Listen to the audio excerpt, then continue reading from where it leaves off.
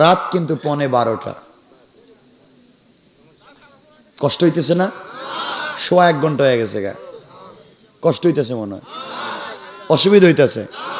রাইকা দেই, হাত তুলেন। কার কার অসুবিধা হইতেছে না? হইতেছে না কইছি, অসুবিধা হচ্ছে না কার? আর যার হাত উঠতেছে নাকি অসুবিধা হইতেছে? রাইকা দিব, অসুবিধা হচ্ছে? চলবে, কয়েক মিনিট চালাবো, লম্বা হয়ে যাবে পরে। বাইকগুলা দিতে দিতে আমার দেরি করে ফেলাইছি। তাই ঠিক আছে, হোক, আমি না থাকলেই চলে। তাহলে আল্লাহর গোলাম জওয়ান, তোমাদেরকে বলছি ভাই, তুমি নাকি মদের আড্ডায় গিয়েছ, তুমি নাকি ফ্যান্সি ডিল খেয়েছ, তুমি নাকি জেনা করে ফেলেছ, তুমি নাকি ইয়াবা খেয়ে ফেলেছ, তো তোমার হয়েছেটা কি? তুমি কেন লজ্জা পাচ্ছ? তুমি কি হয়েছে তোমার? আল্লাহ বলছে, দূর বান্দা, গুনাহ হয়েছে তো হয়েছে, কি হয়েছে, আমার কাছাকাছি আয়। কেউ জানবে না, কেউ বুঝবে না, আমি তোকে ক্ষমা করে আমার কুদরতের কুলে উঠাইয়া তোর জন্য মাগফিরাতের নাজাতের সবগুলা দরওয়াজা আমি খুলে দেব। রব তো তার নাম। সুতরাং সংক্ষেপ করে করে বলি, 1 নাম্বার অহংকার করা যাবে, 2 নাম্বার গালি দেওয়া যাবে, 3 নাম্বার গুণ আমার আল্লাহ বললেন, ওয়াল্লাযীনা ইয়াবিতুনা লিরাব্বিহিম সুজদাও ওয়া কিয়ামা। আল্লাহ বললেন, মুসলমানেরা, এই দুনিয়ার জমিনে যারা আমি আল্লাহর গোলাম দাবি করবে, আশিক রাসূল দাবি করবে, নিজেকে আমি আল্লাহর গোলাম ভাববে, আমি আল্লাহর গোলামের 3 নাম্বার গুণ হলো রুকু করবে আমার পায়ে, সিজদা করবে আমার পায়ে, সুজদা ওয়া কিয়ামা, সিজদা আমার জন্য, রুকু আমার জন্য।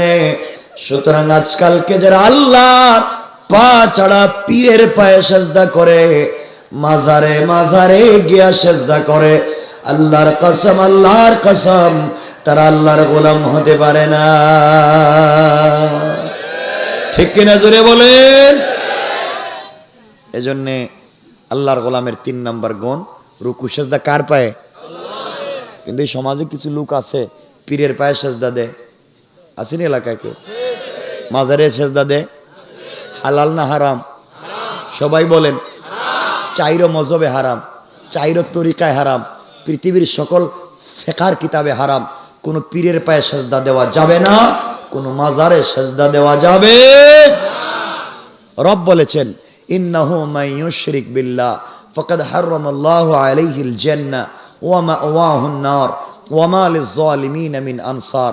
যারা শিরিক করে তাদের জন্য জান্নাত হারাম, তাদের জন্য জাহান্নাম ওয়াজিব, কিয়ামতের দিন তাদের জন্য কোনো সাহায্যকারী নাই। তাইলে আমরা শিরিক করব? বলেন না। আল্লাহর গোলামের 4 নাম্বার গুণ আমার আল্লাহ বললেন, ওয়াল্লাযীনা ইয়াবিতুনা লিরাব্বিহিম সুজদাও ওয়া কিয়ামা। আল্লাহ বললেন, বান্দারে, 3 নাম্বার গুণ হলো রুকু আমার পায়ে, সিজদা আমার পায়ে। সুতরাং আমরা সিজদা দিব কার পায়ে? 4 নাম্বার গুণ আমার আল্লাহ বললেন, ওয়াল্লাযীনা ইয়াকুলুনা রাব্বানা সরিফ আন্না আযাব জাহান্নাম ইন্না আযাবাহা কানা গরামা। আল্লাহ বললেন, বান্দারে, 4 নাম্বার গুণ হলো সাকারাত শুরু হয়ে যাওয়ার আগে, গারগারা শুরু হয়ে যাওয়ার আগে, কবরে চলে যাওয়ার আগে, মালাকুল মউত পৌঁছে যাওয়ার আগে, আজরাইল চলে আসার আগে, আমার যেই বান্দা গোটা জিন্দেগির অপরাধের জন্য আমি আল্লাহর দরবারে হাত উঠাইয়া চোখের পানি ছেড়ে দিয়া, আমার দেওয়া কপাল আমার কুদরতের পায়ে লাগায়া, আমার দেওয়া চোখ থেকে পানি ছেড়ে দিয়া, আমার দেওয়া জবান দিয়ে আমাকে আল্লাহ বলে ডাক দিবে। আমি আল্লাহ কথা দিলাম বান্দারে, আমি আল্লাহ সাথে সাথে আমার বান্দাকে ক্ষমা করে জান্নাতি বলে ফয়সালা করে দিতে আমি আল্লাহ 1 মিনিটও দেরি হবে না। পড়েন সুবহানাল্লাহ। ও বান্দা, গুনাহ হয়ে গিয়েছে, গুনার কাজ করে ফেলেছো। আল্লাহ রাব্বুল ইজ্জত ওয়াল জালাল বলেছেন, বান্দা গুনাহ হয়ে গিয়েছে, আমি আল্লাহর দিকে ফিরে আসো। ও বান্দা, তুমি তোমার সন্তানের জন্য যা করে যাচ্ছ, রাত দিন কাজ করতেছো, নামাজ পড়ো না, আল্লাহর ইবাদত করো না, শুধু টাকার পিছনে দৌড়াও। যাদের জন্য বাড়ি গাড়ি করে যাইবা, তোমার বাড়িতে আরেকজন ঘুমাবে, তোমার অফিসের চেয়ারে আরেকজন বসবে, তোমার গাড়ি নিয়ে আরেকজন দৌড়াবে, শুধু তুমি থাকবে না। রব বললেন, বান্দারে আমার কথা হয়তো তোমার বিশ্বাস হচ্ছে না, কেন দুনিয়ার পিছনে দৌড়াও, কেন দুনিয়াকে দুনিয়া মনে করলাম। ও বান্দা, দুনিয়ার পিছনে দৌড়াও, আমি আল্লাহর কথা মনে করলাম না। এমন একদিন আসতেছে যেই দিন কেউ তোমাকে বাঁচাতে পারবে না। আমার আল্লাহ কোরআনে কারীমের সূরা আল মাআরিজের 8 নম্বর আয়াত থেকে বললেন, ইয়াউমা তাকুনুস সামাউ কাল মুহল, যেই দিন বিগলিত তামার মতো ফুটা ফুটা হয়ে পড়বে। ওয়া তাকুনুল জিবালু কাল আইহিন, যেই দিন পাহাড়গুলা রঙিন সুতার মতো উড়ে যাবে। ওই দিন বুঝবে বান্দা দুনিয়ায় যা বলেছিলাম কতটুকুন সত্য। এরপরে রাতে আমার আল্লাহ বললেন, ওয়ালা ইয়াসআলু হামিমুন হামিমা।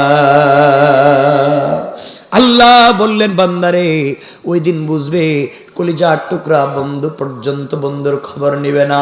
ও বান্দা, তুমি মনে করেছো যে সন্তানকে লালন পালন করলা, যেই সন্তানের চাকরি বাকরির ব্যবস্থা করলা, যেই সন্তানের জন্য বাড়ি গাড়ি করে গেলা, যেই সন্তানকে তুমি এডুকেটেড বানায়া গেলা, যেই সন্তানকে স্বয়ং সম্পূর্ণ করলা, ওই সন্তান কিয়ামতের দিন তোমার কাজে আসবে। আমার আল্লাহ বললেন, ইউবাসসিরুনাহুম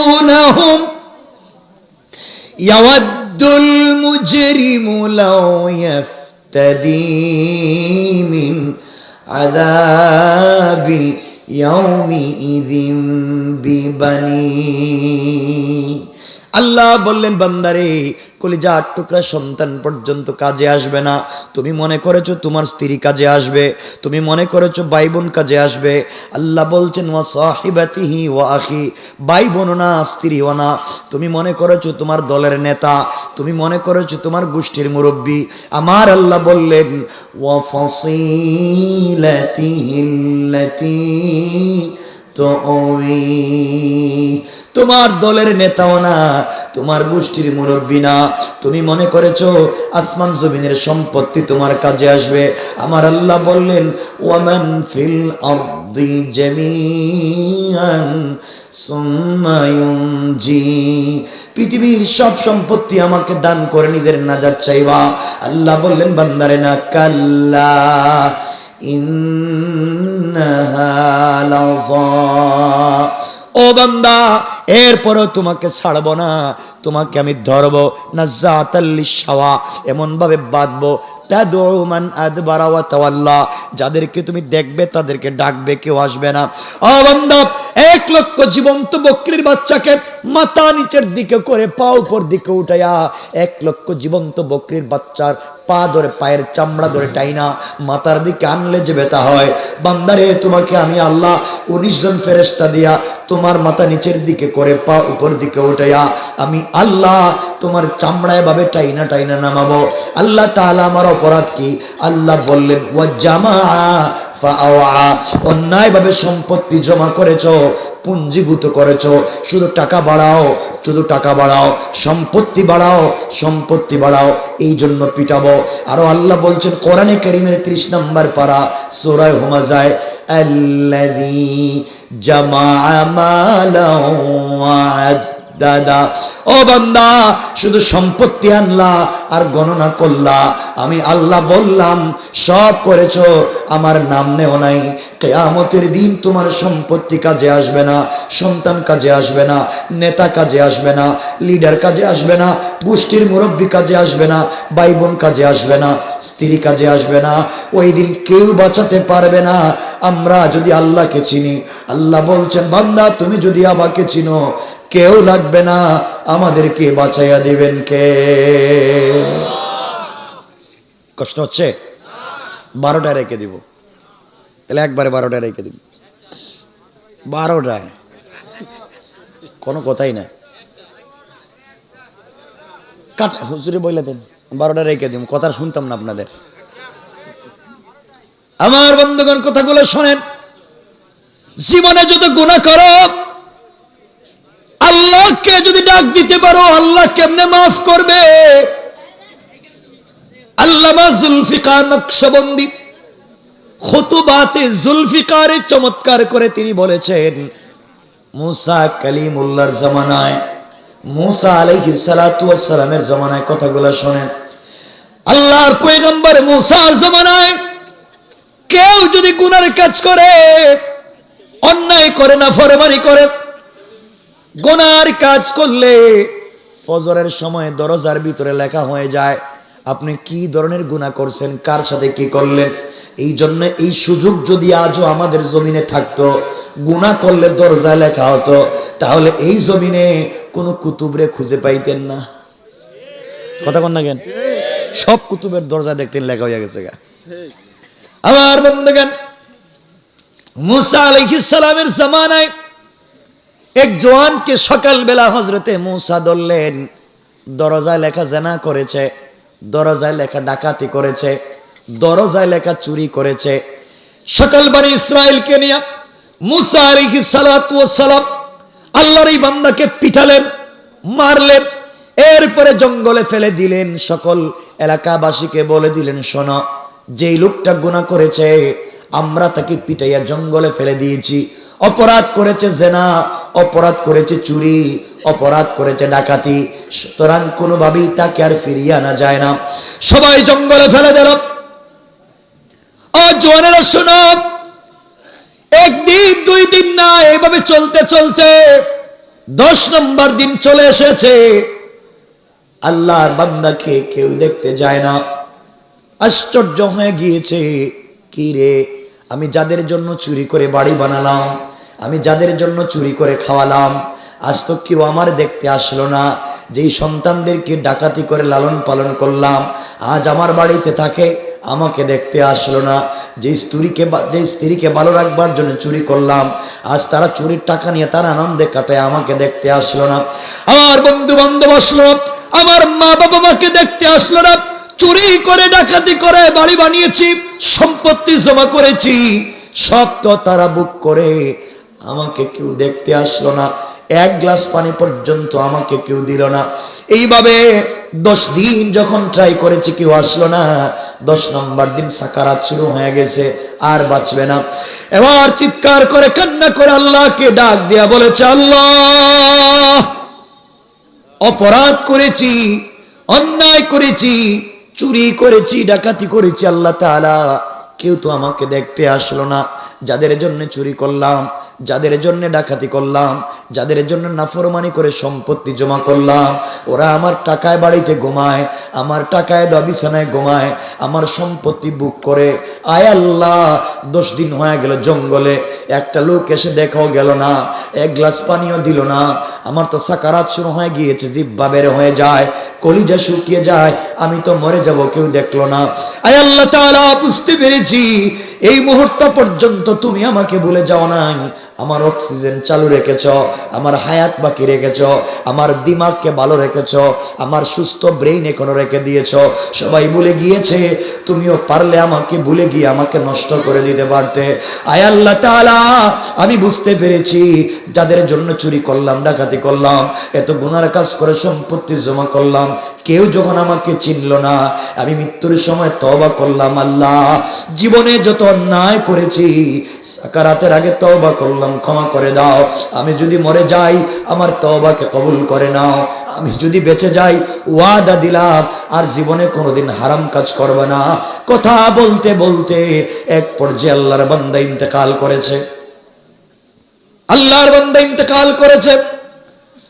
গভীর রাতে আল্লাহ তাআলা মুসা আলাইহিস সালাতু ওয়াস সালামকে ঘুম থেকে উঠালেন।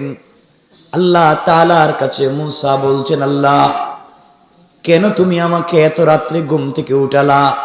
আল্লাহ বললেন, মুসা অমুক জঙ্গলে আমার একজন কলিজার টুকরা প্রিয় জান্নাতুল ফিরদাউসের বাসিন্দা বান্দা ইন্তেকাল করেছে, তার জানাজায় যাও, তার কাফন দাফনের ব্যবস্থা করো, তাকে গোসল করাও। মুসা আলাইহিস সালাম বলছেন, আল্লাহ তাআলা আমি জানি না, আমি জানতে পারলাম না এত বড় বুজুর্গ তোমার ওলিকে যে জঙ্গলে পড়ে আছে জান্নাতুল ফিরদাউসের বাসিন্দা, আয় আল্লাহ আমি কি একা একা যাব? আল্লাহ বললেন, মুসা না, একা গেলে চলবে না, তুমিও যাও, তোমার বনি ইসরাইল সঙ্গে নিয়ে যাও। আল্লাহ তাআলাকে মুসা বলছেন, ও আল্লাহ তাআলা আমি যদি বনি ইসরাইল নিয়ে যাই, আপনি জানেন তো আমাকে কার নবী বানাইছেন? বনি ইসরাইল তো বাকিতে বিশ্বাস করে না। এত রাত্রবেলা ঘুম থেকে উঠে তারা জানাজায় যাবে, ফিরি ফিরি যাবে না, কিছু দেওয়া লাগবে, বাকিতে যাবে না, নগদ কিছু পাইলে তারা ঘুম থেকে উঠবে, জানাজায় যাবে। আল্লাহ ডাক দিয়া বললেন, মুসা রে আমি কথা দিলাম যারা আমার এই বান্দার জানাজায় শরীক হবে আমি আল্লাহ তাদের সবাইকে মাফ করে দিলাম। মুসা ঘোষণা করে দিলেন, যারা হাঁটতে পারে না কাদের উপরে বর করে তারা পৌঁছে গেল। জঙ্গলে যাওয়ার পরে খুঁজতে লাগলেন আল্লাহর জান্নাতুল ফিরদাউসের বাসিন্দা বান্দা। খুঁজতে খুঁজতে কাউকে পেলেন না। মুসা খুঁজতে খুঁজতে সামনে গিয়ে দেখে 10 দিন আগে যেই লোকটাকে জেনার দায়, চুরির দায়, ডাকাতির যায় পিটাইয়া গ্রাম থেকে বের করে জঙ্গলে ফেলে দিয়েছিলেন, ওই লোকটা মরে পড়ে আছে। আল্লাহর কাছে ডাক দিয়া বলছেন, আল্লাহ তাআলা আপনারা বললেন আপনার জান্নাতি বান্দা মারা গিয়েছে, ওই বান্দাটা কোথায় খুঁজে পাচ্ছি না। আল্লাহ বললেন, তোমার সামনে যেই লাশ এটাই তো জান্নাতুল ফিরদাউসের বাসিন্দার লাশ। আয় আল্লাহ এরা তো চোর, ডাকাত, জিনাকার, সে কেমনে জান্নাতি হলো? আল্লাহ বললেন, মুসা রে তুমি জানো না, তুমি যা বলেছ তা সত্য, আমিও যা বলেছি তা সত্য। মুসা বলছেন, আল্লাহ তাআলা আপনি আমাকে বেইজ্জত কইরেন না। ময়দানি তিহে 40টা বছর ঘুরাইছেন বনি ইসরাইল দিয়া, আর বেইজ্জত কইরেন না। ও মুনিব, সুর কেমনে ওলি হয়ে গেল, ডাকাত কেমনে বুজুর্গ হয়ে গেল, জিনাকার কেমনে জান্নাতুল ফিরদাউসের বাসিন্দা হলো? আল্লাহ বললেন, মুসা রে জওয়ান আজ 1 ঘন্টা আগে এমন গুনাহগার ছিল, 10 দিন হয়ে গেল কেউ দেখতে আসলো না, দুনিয়ার সবাই ভুলে গিয়েছে। এই অবস্থায় যখন আমি আল্লাহর কথা স্মরণ করেছে, হায়াতে জিন্দেগি বাকি, সাকারাত শুরু হওয়ার আগে আমাকে মনে করেছে। আমি আল্লাহ বুঝতে পেরেছি দুনিয়ার কেউ যখন তাকে মনে রাখলো না, আমি আল্লাহ তো ভুলে যেতে পারি না। আমার বান্দাকে ভুলে গেলে কোথায় যাবে, কোন দরজায় যাবে? এই দুনিয়া ছাড়া তো যাওয়ার কোনো জায়গা নাই। আমার কাছে চোখের পানি ছেড়ে যখন তওবা করলো, চোখ থেকে পানি ছেড়ে দিল, আমার দেওয়া কপাল আমার কুদরতের পায়ে লাগাইয়া দিল, আমার দেওয়া জমান দিয়ে আমাকে দিল খুলে আল্লাহ বলে ডাক দিল। সাথে সাথে আমি আল্লাহ আমার বান্দার জিন্দেগির গুনাহগুলোকে মাফ করে জান্নাতি বলে ফয়সালা করে দিতে আমি আল্লাহর 1 মিনিটও দেরি হয় না। এই জন্য আল্লাহ আমার তিলাওয়াত কি আলোচনাতে বললেন, ওয়াল্লাযীনা ইয়াকুলুনা রব্বানা সরিফ আন্না আযাব জাহান্নাম ইন্না আযাবাহা কানা গরামা। আল্লাহ বললেন, বান্দারে সাকারাত শুরু হয়ে যাওয়ার আগে, গারগারা শুরু হয়ে যাওয়ার আগে, কবরে চলে যাওয়ার আগে মালাকুল মউত পৌঁছে যাওয়ার আগে, আজরাইল চলে আসার আগে আমার যেই বান্দা গোটা জিন্দেগির অপরাধের জন্য আমি আল্লাহর দরবারে হাত উঠাইয়া তওবা করবে, পৃথিবীর কেউ মাফ করে দিতে না পারে বান্দারে, সবাই তোমার জন্য দরওয়াজা বন্ধ করে দিতে পারে, মা বাপ তোমাকে ত্যায্য পুত্র করতে পারে, গ্রামের মানুষ অন্যায়ের জন্য গ্রাম থেকে বের করে দিতে পারে, কোন পীর তার মুরিদকে খানকা থেকে বের করে দিতে পারে, কোন রাষ্ট্র তার নাগরিককে দেশ থেকে তাড়াইয়া দিতে পারে, কিন্তু বান্দা এতগুলো অপরাধের পরে যখন তুমি আমাকে আমার নাম ধরে ডাক দিবা, চোখের পানি ছেড়ে দিবা, আমি তোমাকে তাড়াইয়া দেওয়ার জায়গা নাই, আমার জমিন ছেড়ে ভাগবারও তোমার কোনো জায়গা নাই, তাওবা করতে দেরি হবে, আমি আল্লাহ তোমাকে মাফ করে আমার কুদরতের কুলে উঠাইয়া নাজাত আর মাগফিরাত রাহমাত বারাকাতের দরওয়াজা খুলে দিতে আমি আল্লাহ 1 মিনিটও দেরি হবে না। পড়েন সুবহানাল্লাহ।